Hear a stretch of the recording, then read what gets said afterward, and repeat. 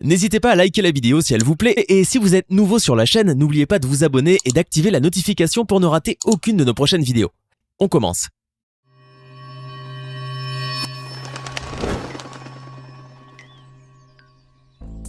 Bonjour et bienvenue à tous. Le monde du sport est en deuil depuis l'annonce de la mort du célèbre basketteur Kobe Bryant ce dimanche 26 janvier dans le crash de son hélicoptère personnel à quelques encablures de Los Angeles. Ce terrible accident a aussi ôté la vie à 8 autres personnes, dont la fille de Kobe, Gianna, âgée de seulement 13 ans. Cette tragédie a été ressentie comme une onde de choc dans le milieu du showbiz américain mais aussi au niveau mondial, tant la star du basketball était renommée. Une enquête a bien entendu été ouverte pour mettre la lumière sur la cause de l'accident. Mais les médias avancent d'ores et déjà que le crash serait dû à de mauvaises conditions météorologiques et notamment un manque de visibilité lié au brouillard. Mais les autorités, quant à elles, préfèrent ne pas s'avancer avant de pouvoir analyser les enregistrements de l'hélicoptère. Pour l'heure, les hommages des plus grandes célébrités de la planète se succèdent, ainsi que les effusions d'émotions des millions de fans à travers le monde qui n'arrivent toujours pas à croire à la tragique nouvelle. L'heure est à la tristesse mais aussi aux questions, car on se demande tous quelle est l'origine de cet affreux accident aérien et pourquoi, si le temps était mauvais, le pilote a eu l'autorisation pour décoller. Et justement, est-ce que c'est vraiment à cause des conditions météorologiques que le crash a eu lieu ? Ou est-ce que cela ne serait pas plutôt une erreur humaine, comme c'est le cas pour la plupart des accidents aériens ? Nous allons tenter d'y répondre. On commence. Kobe Bryant fait partie de ces quelques joueurs qui ont à tout jamais marqué de leur empreinte indélébile l'histoire du basketball, et son nom à lui seul est devenu une légende, à l'image de Michael Jordan ou Magic Johnson.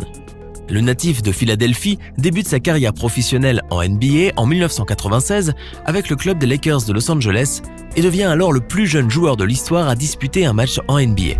En effet, Bryant n'a que 17 ans et il était très peu commun en 1996 pour un joueur de passer directement du lycée à la NBA.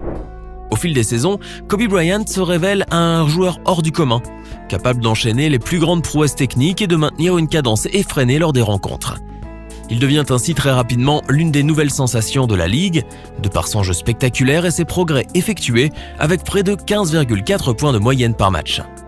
Bryant fait remplir les stades et tous veulent voir le Kid, ou le nouveau Michael Jordan, qui, de par son jeu si attrayant et spectaculaire, ramène aux Lakers une passion et une ferveur perdues depuis fin 1991. En effet, Shaquille O'Neal est à ce moment-là la star confirmée des Lakers, mais il est déjà connu du grand public depuis ses années à Orlando. Kobe Bryant, lui, amène du sang nouveau et attise la curiosité en constituant la véritable attraction de cette équipe. Les Lakers de Los Angeles regagnent ainsi la ferveur et la passion du public qu'il avait boudé depuis quelque temps déjà. Pour le plus grand bonheur de l'équipe, comme des supporters, le duo formé par Kobe et O'Neal fonctionne et atteint même le sommet de son art sur le terrain et aussi en dehors.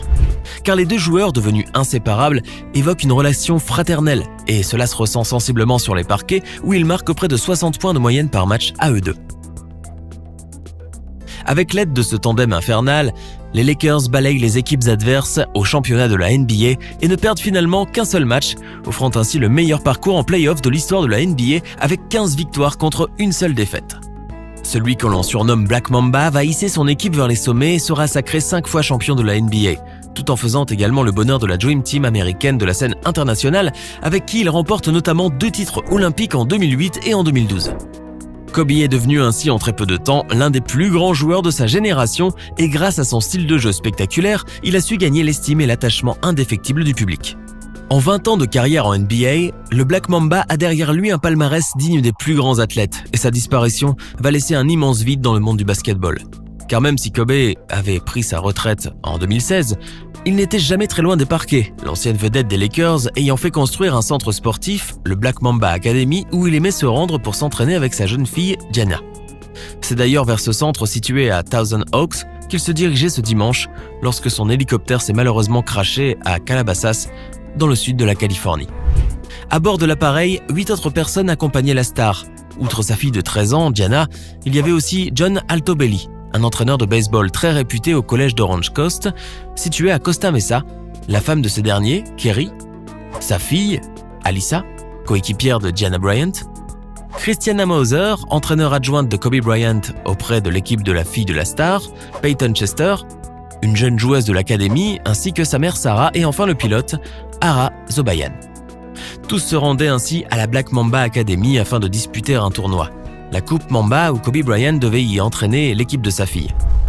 À 9h06, très exactement, l'appareil, un Sikorsky S-76B, décolle de l'aéroport John Wayne à Orange County avant de disparaître des écrans radars peu avant 10h pour aller s'écraser près de Las Virgenes Road et Willow Green Street.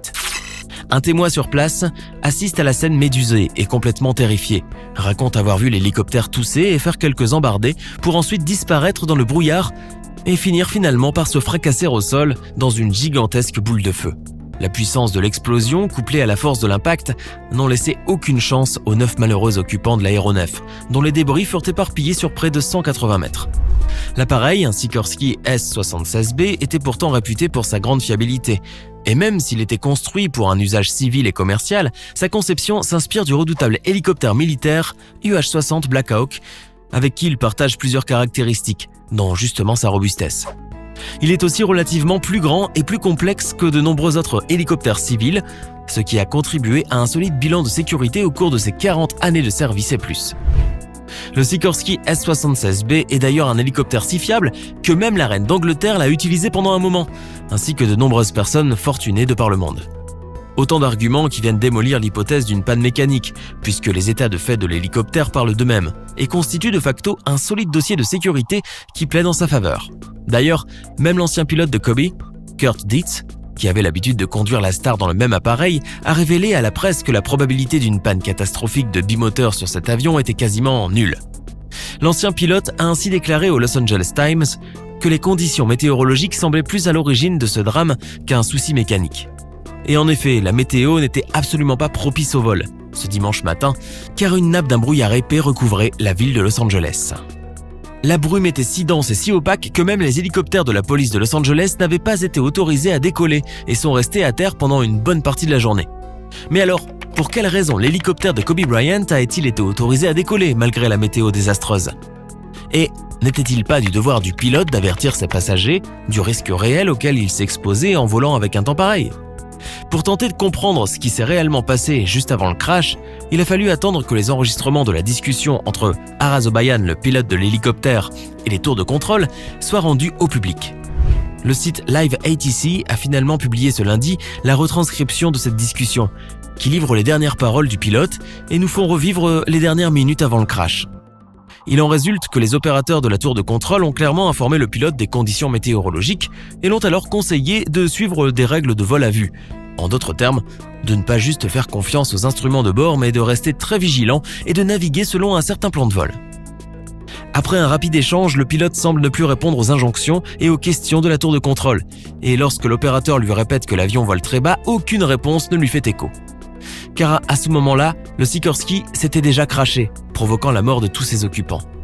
La NTSB, l'agence chargée de la sécurité dans les transports aux États-Unis, n'a pas encore fini de récolter les débris, car la zone du crash est très accidentée, ce qui retarde considérablement les recherches qui dureront probablement encore pendant des jours.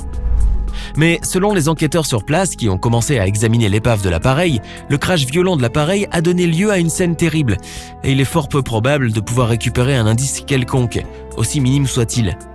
Mais si on se fie au témoignage de cet homme qui a aperçu l'hélicoptère au moment du crash, une panne moteur serait peut-être à l'origine du drame, car l'engin toussait bel et bien avant de tomber.